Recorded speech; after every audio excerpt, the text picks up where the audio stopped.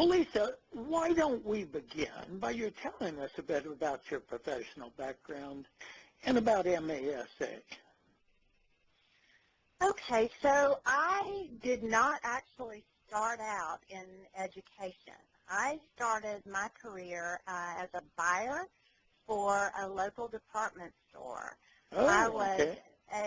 I was a single mom, and I was in a transition period where my child was young, and I needed some additional support, and I was working 40, 50, 60 hours a week as a buyer for this department store that is now not in operation anymore. But what that did for me was it gave me a lot of opportunities to develop some leadership skills early on in my life. It afforded me a lot of responsibilities in business, in advertising, in budgeting, and in managing personnel. So I had a degree in special education already and had wanted to teach, but was just not in a position where I could do that. So after a few years and my son was ready to start kindergarten, I was determined to get into the classroom. So I made the switch and applied for a position teaching special education out in a school district kind of east of Jackson, so in the central part of the state, and accepted a position there at a very rural high school. And I had in Mississippi, right? Oh, yes, sir, in Mississippi. Okay. So, so my kids were learning disabled, and they were in grades 7 through 12. And many of my children were resource children, so they eventually went on to graduate from high school. I loved it. It was a complete shift from what I was doing, but I loved it day one. I loved the classroom. Mm. And then after several years at the high school there and a little jaunt over to the, we have a Hines Community Vocational School that serves the Rankin County School District here. And I did a little jaunt back and forth, spent some time at the vocational center doing some inclusion work with those children, then came back to the high school. Something kept gnawing at me, I got to do something with those children at the alternative school because we had a county-wide alternative school and they didn't have a special ed teacher there. And I was just drawn to that. I felt like that was somewhere I could really, really, really make a difference, and I would have children from all over the county. So I approached the folks at the county office and said, here's what I want to do. And, of course, what they wanted to do was take my temperature and say, really? You want to go to the alternative school, like where are those children who bring guns and weapons and drugs and all of that? You want to go over there? And I'm like, yeah, that's really where I want to go. So they created a position for me.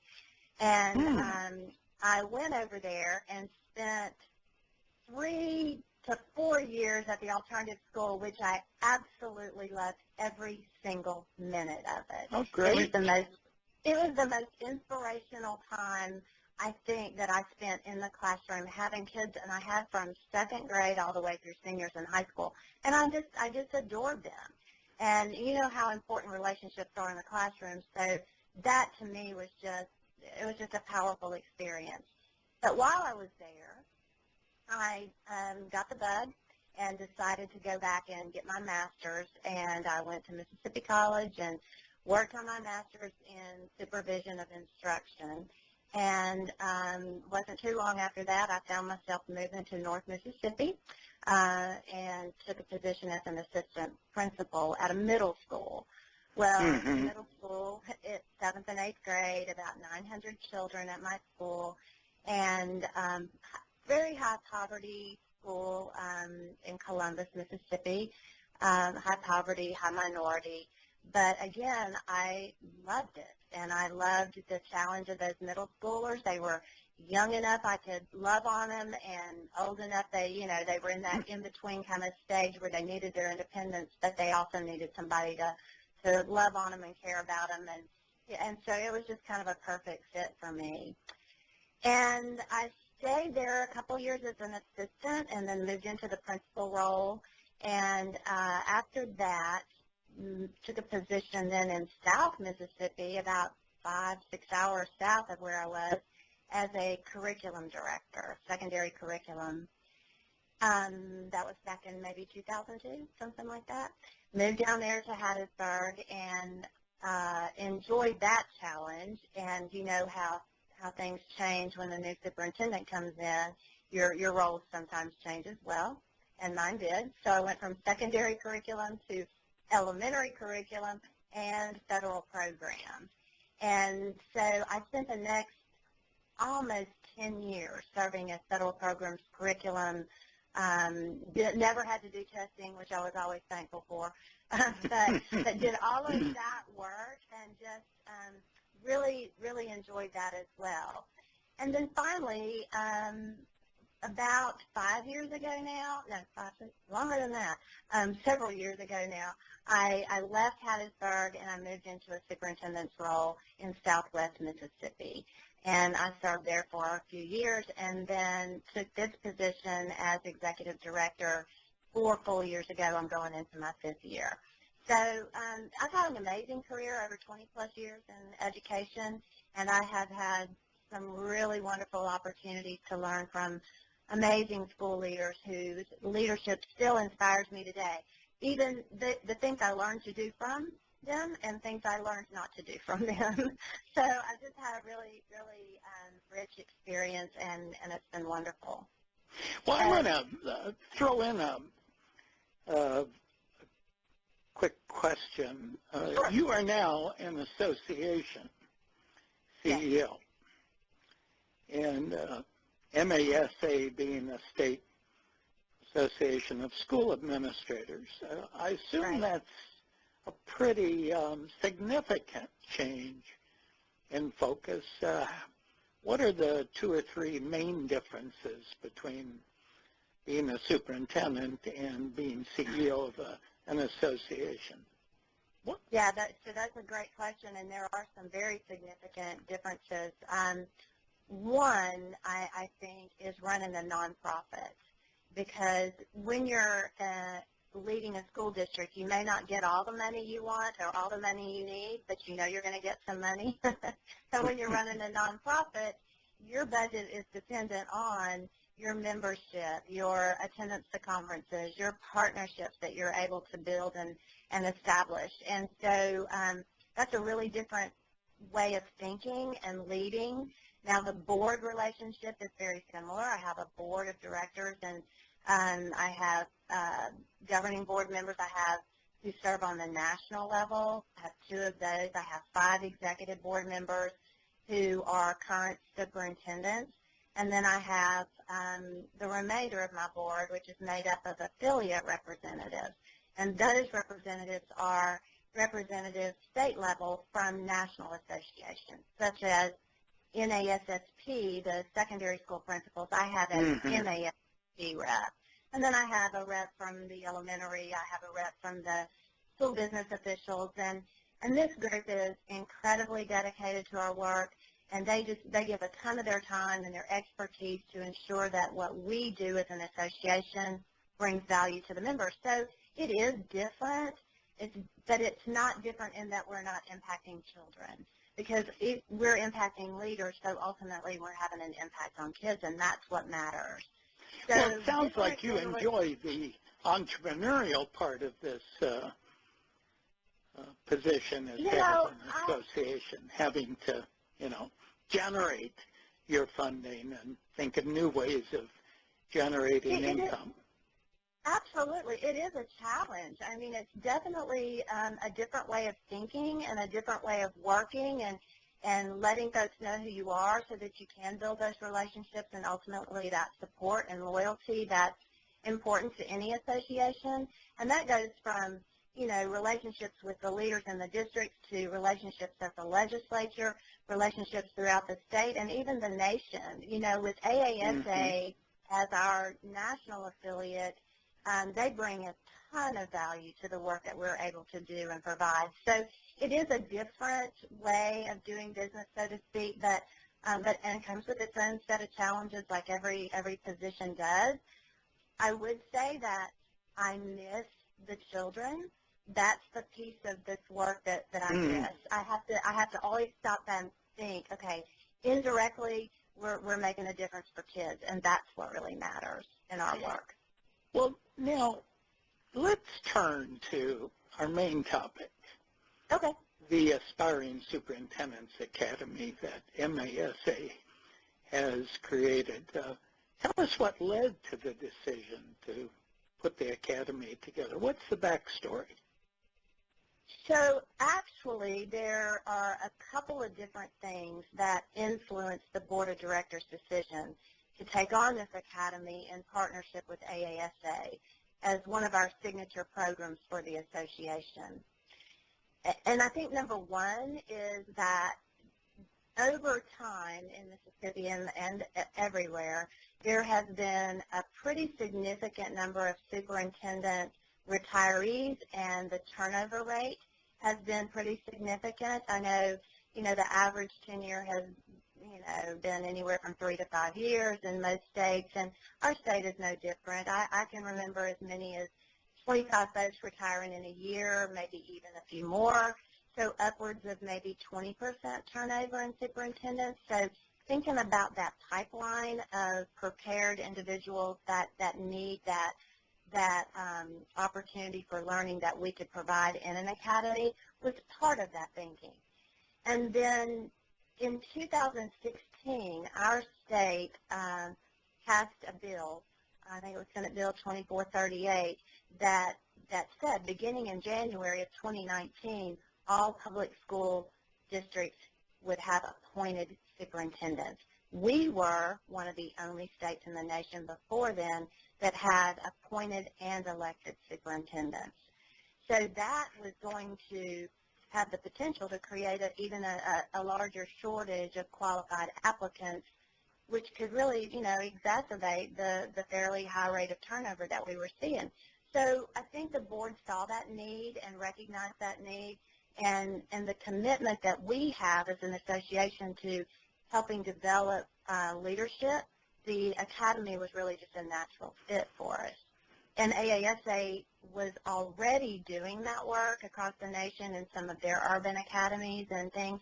And so I reached out to them, after conversations with the board and said, hey, we'd really like to do this for our state.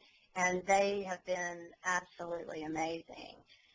But finally, I think the overall intentions of the program itself that we've developed along with AASA, they just align perfectly with our goals, with MASA's goals.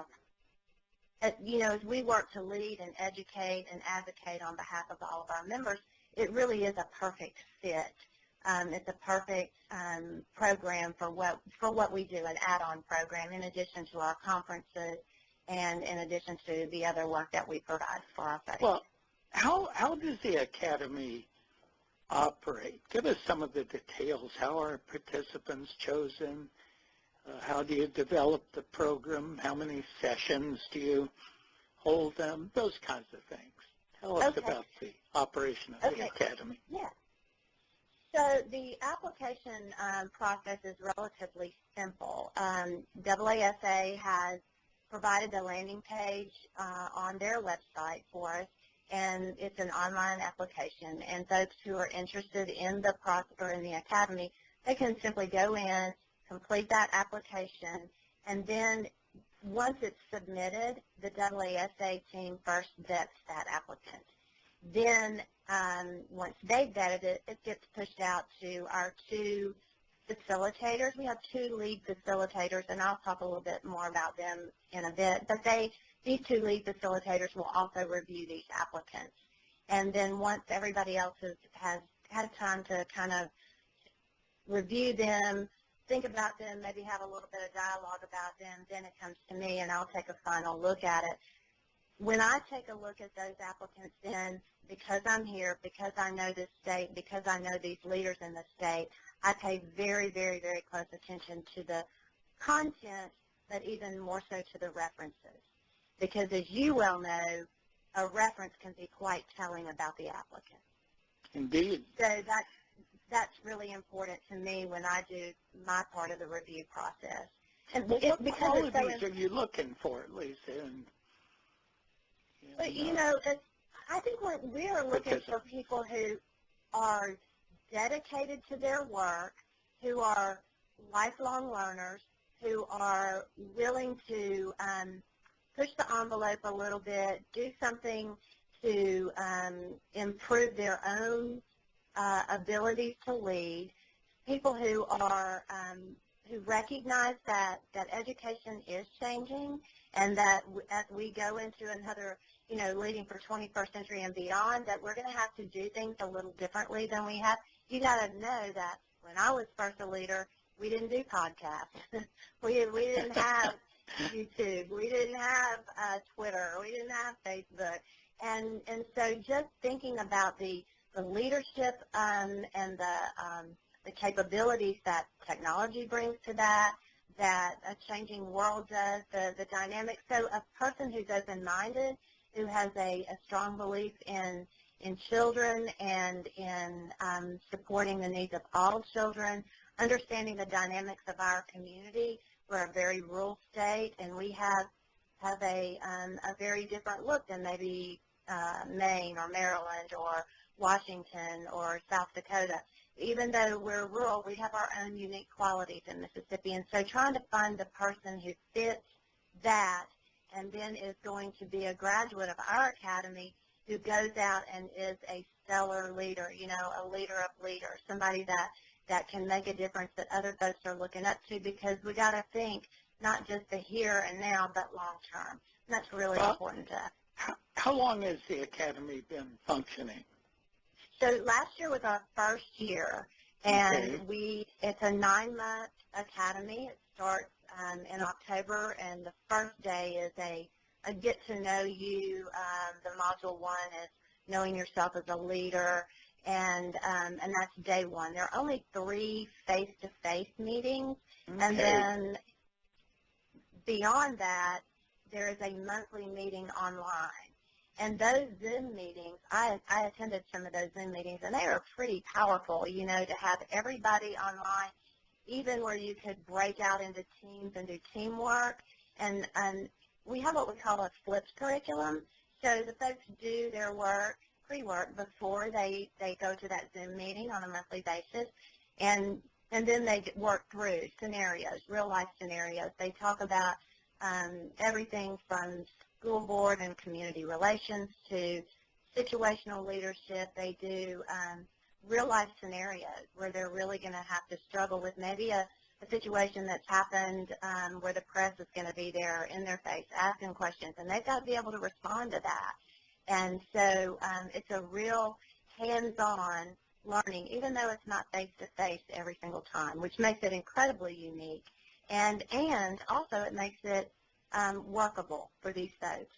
Makes it workable because folks are not having to be out of their building every single month, and yet they're getting the quality of the programming and the curriculum and the content through the delivery system. And that delivery system is unique in itself. We, AASA, partnered with a group out of Australia who has actually developed the online platform for the learning. Well, how many participants are we talking about?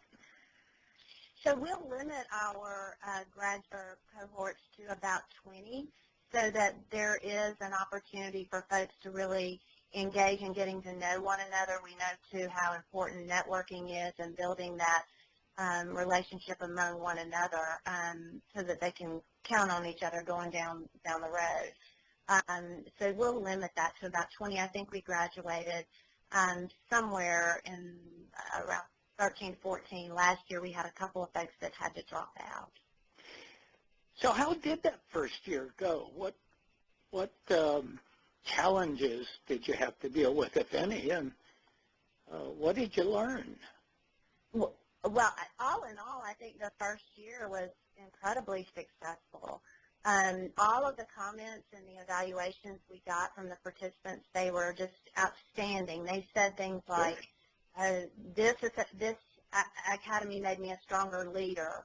I loved the pace and the scheduling. They embrace the value of the networking. One of the things that Nick and Mike, and I got to talk about Nick and Mike a little bit, they are our leaders. Nick Poliak and Mike Lebelfeld, they are both sitting superintendents, and they helped do the work. They were the lead facilitators. I'm just kind of on the outside looking in. But they were amazing, and they bring a sense of humor and energy and excitement and fun to the work. And the folks that were the participants, they felt that, you know, they were.